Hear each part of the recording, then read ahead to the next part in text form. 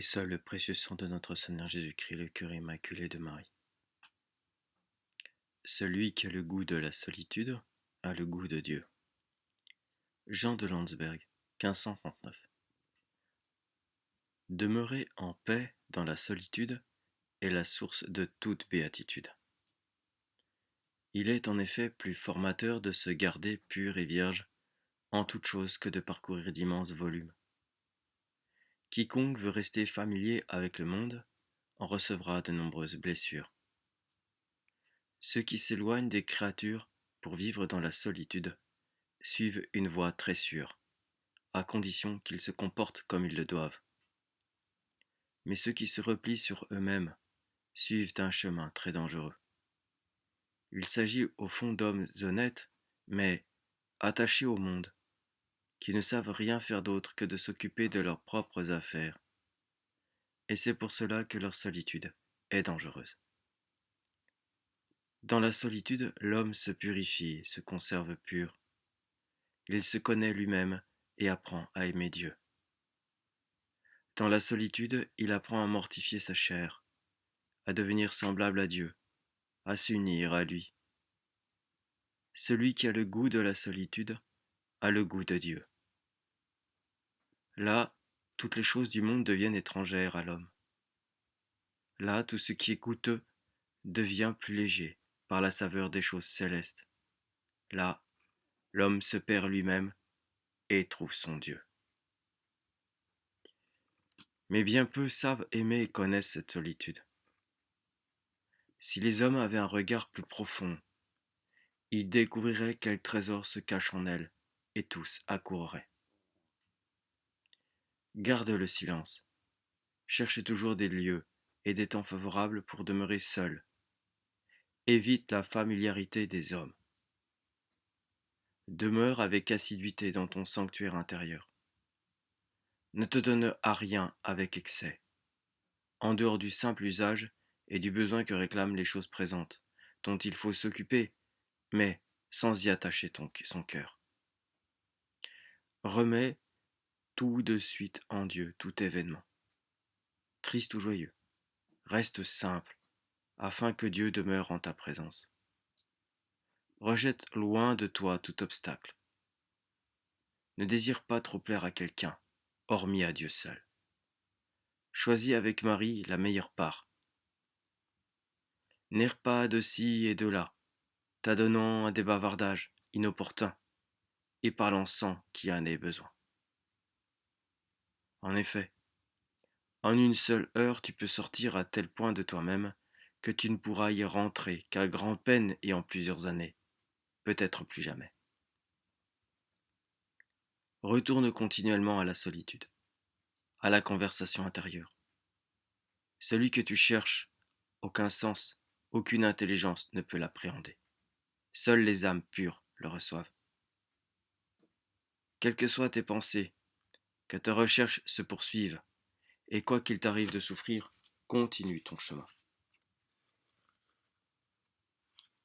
Tu n'y parviendras jamais dans une effervescence de paroles inconstantes.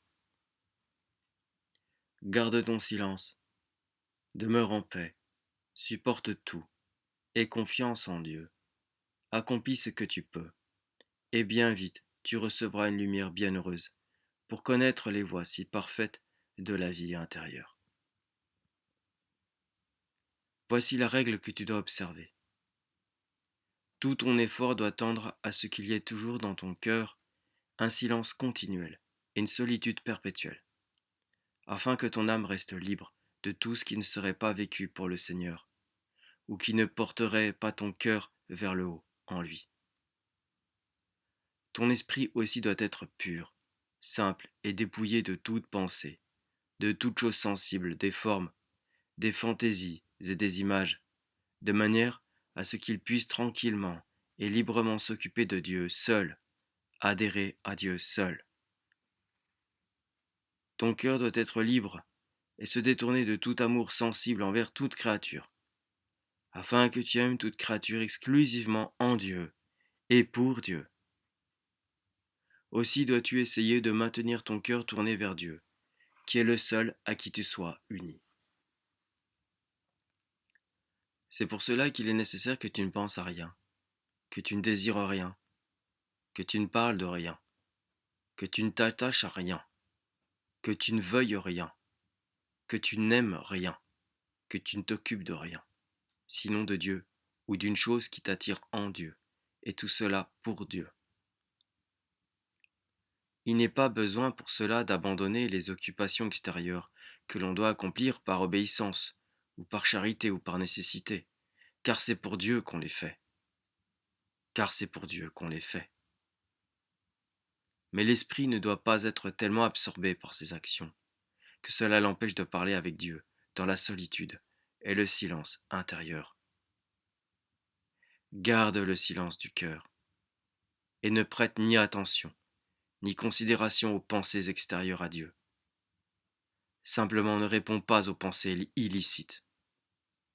Méprise-les, repousse-les avec joie loin de toi, et ferme ton cœur presque avec violence. Garde-le en silence pour que rien n'y entre, si ce n'est celui qui doit être le seul objet de tes pensées, Jésus Dieu. Que lui seul soit l'habitant de ton cœur, qui ne l'abandonne jamais. De Saint Jean de la Croix. Ne permettez jamais que votre cœur s'échappe. Serait-ce la durée d'un credo? L'homme ne sait ni se bien réjouir, ni se bien attrister, parce qu'il ne perçoit pas ce qui sépare le bien du mal. Veillez à ne pas vous peiner trop vite des événements fâcheux du siècle. Vous ignorez le bien qu'ils causent, et que volent les jugements de Dieu pour l'éternelle joie des élus. Ne vous réjouissez pas des succès temporels. Vous n'êtes pas assez sûr qu'il vous donne la vie éternelle. Dans la tribulation, courez à Dieu avec confiance. Vous obtiendrez la force, la lumière et la science. Dans vos joies et satisfactions, courez à Dieu avec crainte et sincérité. Vous éviterez le piège et vous vous dégagerez du faux. À l'endroit de toutes les personnes, ayez le même amour, ayez le même oubli, qu'il s'agisse de parents, qu'il s'agisse d'étrangers. Détachez votre cœur tant des uns que des autres, même, en un certain sens, spécialement des parents, de craindre que la chair et le sang ne se raniment du fait de l'amour naturel qui vit toujours entre parents, et qu'il faut toujours mortifier pour être un parfait spirituel. Que tous vous soient comme étrangers. De cette manière, vous êtes plus en règle avec eux, que si vous leur donniez l'amour que vous devez à Dieu. N'aimez pas un tel plus qu'un autre, vous le feriez à tort. Celui-là est plus digne d'amour que Dieu aime davantage, et vous ignorez qui Dieu aime. Pour vous, ayant de tous le même oubli, comme l'exige le saint recueillement, vous éviterez à leur endroit toute erreur en plus ou en moins. Ne pensez rien de leurs affaires, ni en bien, ni en mal. Retirez-vous de tous, autant qu'il se peut, honnêtement. Ne pensez rien de leurs affaires, ni en bien, ni en mal. Si vous faites autrement, vous ne saurez pas vivre en religieux. Vous ne pourrez ni venir au saint recueillement, ni échapper aux fautes qu'une telle conduite entraîne. Si vous consentez sur ce point à vous donner quelques licences vis-à-vis d'un tel ou d'un tel, le démon vous trompera, ou c'est vous-même qui vous tromperez, sous couleur de bien ou de mal. Agir comme il est dit, c'est pour vous la sécurité. Il n'est pas d'autre voie qui puisse vous délivrer des imperfections et dommages que l'âme retire des créatures. Défendez-vous de faire pénétrer en votre âme ce qui n'a pas en soin de substance spirituelle. Ceci vous ferait perdre le goût de la vraie dévotion avec le recueillement. Gloria in altissimis Deo, et in terra pax omnibus, bone voluntatis.